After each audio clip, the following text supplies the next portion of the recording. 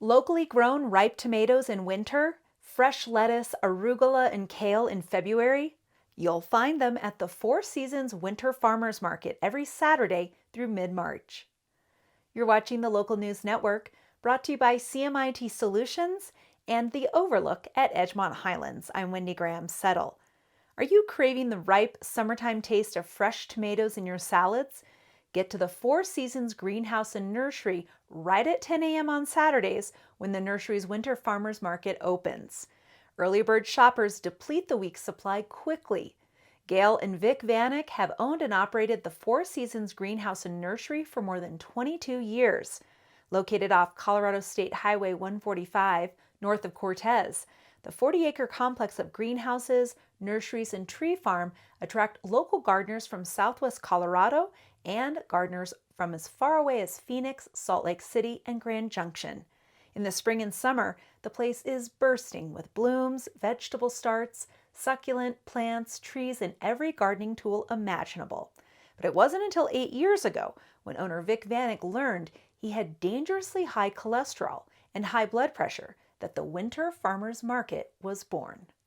I had some high cholesterol issues, and we started growing a lot of our own stuff in the greenhouse, and people were coming in and saying, we want to buy that. And we're like, you can't have that, that's our dinner. And so one thing led to another. I'm like, maybe we should start growing some extra stuff. And so we started growing it, and people were still coming in, and then just kind of like, why don't we do it? Nobody around here had a winter farmers market. And so we have greenhouses and we don't have anything to do with them in December, January, February, and early March. They're pretty much empty.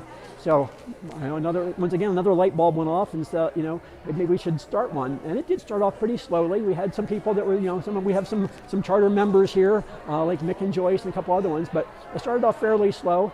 But it's been building and getting traction more and more and more. And now the last couple of years, it's just been, pretty busy, as you can see.